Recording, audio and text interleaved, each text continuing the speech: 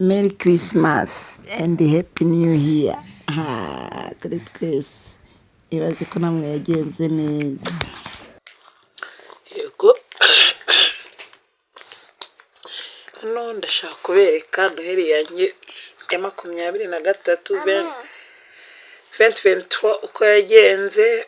Hano twari twagiye mu cyaro, hano mu rugo iwacu ku ivuko, bita ku ifishi niko abana bo bavuga.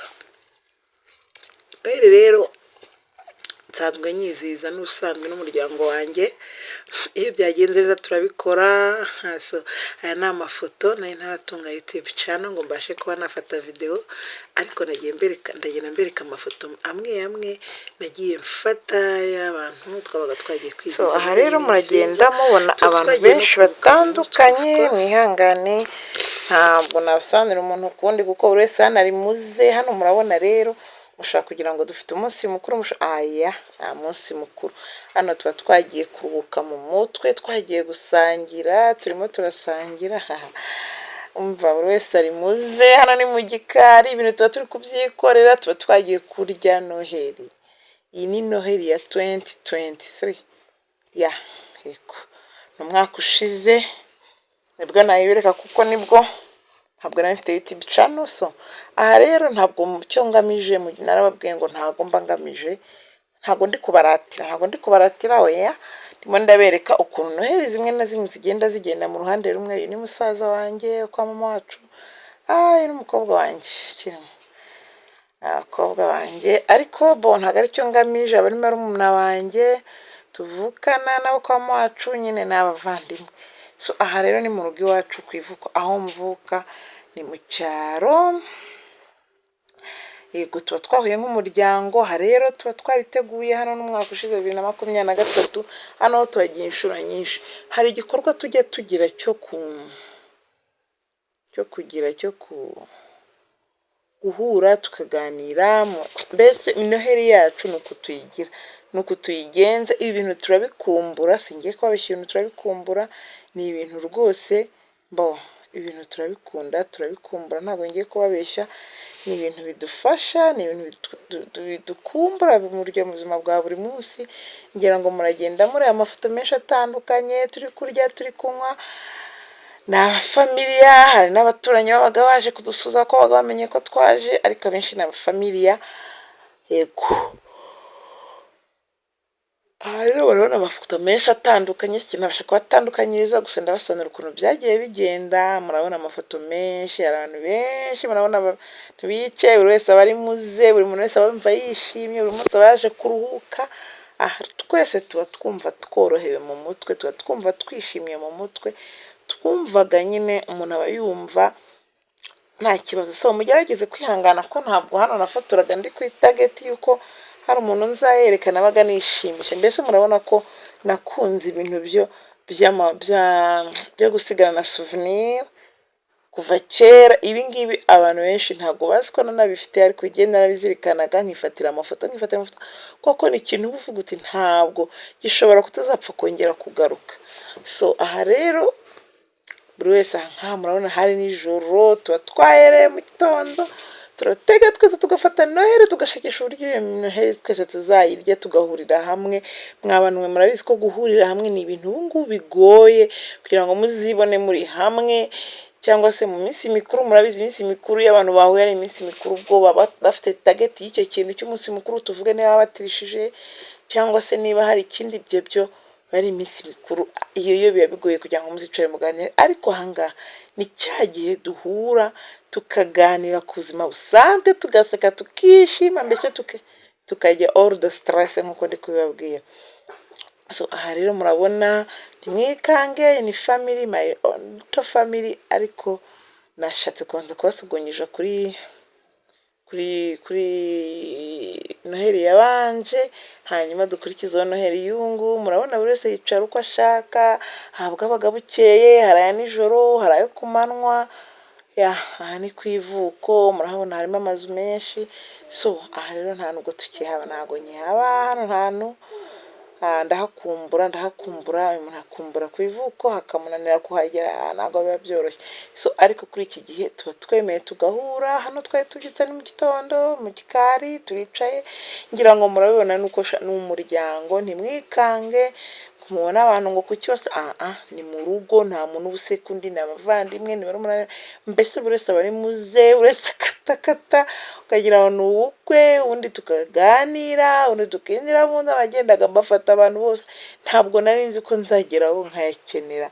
So ndavuze nti reka maze mbere ku kuntu Noheli yabanje yagenze, murabona ariko iminsi tunabyikorera, tuba twoza n'amasahani, tugateka, tukarya, mbese ubuzima bari ukucya, umva turarya pe, ibiryo byo biba biri full stop, wagira ngo ntabwo biba bihenze, kandi sha birahenda ibiryo, ariko turabirya tukagura tukarya. Dore nayo mfite umwana ukambakamba, mwaka ushize yarakuze.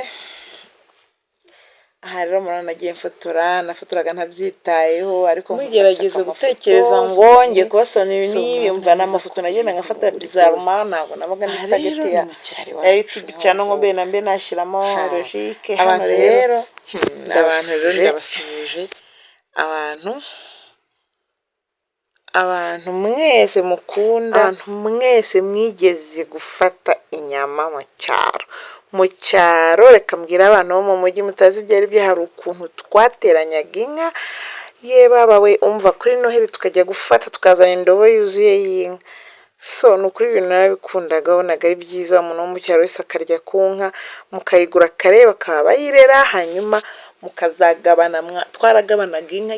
Nahoraga mbyibutsa mama wanjye nkamubwira numva mama inka, n'ubu ngubu hari igihe mabaga nkamubwira numva ni inka, ni ntabwo murateranya ngo inyama ngo nzaze nshyiremo umugabane, agaseka. Umva rero mu cyaro hari ukuntu bafatanya kandi bakarya inyama nyinshi. Abantu bo mu cyaro ntabwo barya inyama cyane nkatwe.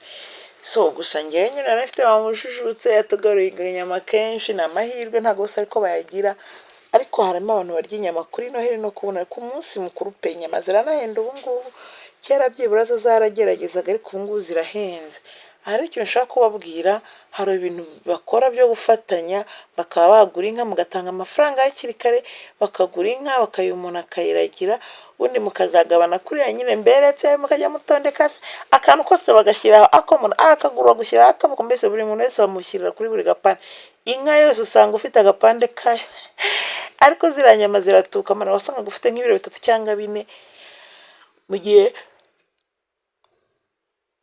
gatanze nk'amafaranga make sinyibuka, ariko nzi ko yabaga ari make. Ni uburyo bwo gufatanya kugira ngo buri munsi abashe kurya Noheli cyangwa se abashe kurya umunsi mukuru. Yego abantu mwese rero mwabashije kugira ngo ziriya nyama ndabasubije, kandi mubona mukunze video yanjye yangarime subscribe, nta kintu bitwaye rwose, ndabasabye. Yego hano rero turakomeje, ni mujye ngo murebe ngo ibi n'ibi nababwiye, turi mu rugo ntabwo twijena, n'amasafuriya turayakuba, iyo umwana yasubiye iwabo nta bintu byo kwijena. Murabona hano twabaga tubyutse turicariye hanze turi kuganira, twabaga twarayo bukeye tukaganira, tugateka, byose turabyikorera. Hano rero murabona iyi ni inka, ni ihene. Hano rero twebwe nababwiye ngo chaque année tubaga ihene, abo twahuye famille, icyo turagikora, tukabaga ihene tukirira. Ubuzima ni buto, turirira, nta wundi ubidukora, nitwe tubikora. Murabona nitwe turi kubyikorera. N'umuhanko wanjye uba mu cyaro, murabona yaravunitse, so turi kumuhobera cyane, ntabwo tuba tumuheruka. Nyine nuko nyine ubuzima. Hano turi kubyikora, murabona turi kwizingira amazingaro, bamwe baba bari mu bimwe abandi mu bindi, kandi tunaganira dukumburanye. Ni ibintu byiza cyane. Ibi bintu mumbwire namwe uburyo ntabikumbura, ntabwo nareka kubikumbura, kuko hari nk'umuntu reba nkanga kuno no muhanko bose bari kumuhobera, nta muntu bumuheruka. Murabona ibintu biraryoshye, umva ntabwo ari ibintu ndi kubaratira, mumfashe munyumve neza. So turimo turi kuganira, turi kungana ibitekerezo. Ibi bintu namwe niba wenda mushobora kuba mutajya muhura ngo mwumve muraganire pe, mushobora gupanga muti ese koko ntabwo twajya guhura gutya tugashakisha uburyo twahurira kuri Noheli. cyangwa se kubunani tudahuriye mu makwe, tudahuriye mu minsi mikuru. Ibyo bintu ntabwo bituma abantu baganira, kuko baba baje hamwe n'ikibazanye nyine n'umunsi mukuru, abantu batandukanye. So hari uburyo rero mushobora guhura nk'abavandimwe, hari uburyo gushobora guhura nk'abantu mukaganira, abana bakamenyana, abavandimwe bakamenya, umuryango ukamenyana, sibyo? Tageti igashobora kuba ari iyo abana bahuye kabiri gatatu, ntabwo bazananirwa kumenya ko hari icyo bapfa, ntabwo bazamenya ko ari family, ntabwo bazamenya kumenya ko bafite isano. Ni ukuvuga ngo ibi bintu turabikumbura, umva ni ibintu umva bitajya bitubangamira, ni ibintu buri muntu wese apfa. Dutangira kubiririmba nko mu kwacu, tuti Christmas celebration, umva mbese dutangira kuririmba ku buryo buri wese bavuga ati mfasha mana kuri Noheli nzaboneke. Uba wumva mbese uhabuze wapfa, urumva? Kubera iki? ni ibintu binezeza. Ni hano twigira road stress, hano twaba twigiye mu kiraro naruhuka sha vraiment en tout cas ago. Hano rero ngira ngo murabona twaguze ibitoki, bagoze baremo no wasanye naririra, umva ibintu byose tuba twabishatse, twibereye road stress rwose. Ngira ngo murabibona, dore igitoki barakituzaniye, arangira ngo ari n'urwagaba. Mbese icyo umuntu ashobora kita amafanta, bahari amayoga, bahari ibintu byose tuba twiganira. Murabona turi gukata, wese akata tuteka, tugira mbese ni mu rugo pe, ni mu rugo, nta kwishisha, nta bigoye biba birimo. Murabona rero ko ibintu biraryoshye. Mwa bantu mwe, sinzi niba nta kintu mubona, niba mubona koko ntacyo bimaze, mwambwira, mwanyandikira muri comment niba ubona nta kintu bimaze, cyangwa se niba ari ibintu byiza wambwira, nta kibazo kubyumva. Urabona yuko ibi bintu biraryoshye. So aha rero ni kuri Christmas ya 2023.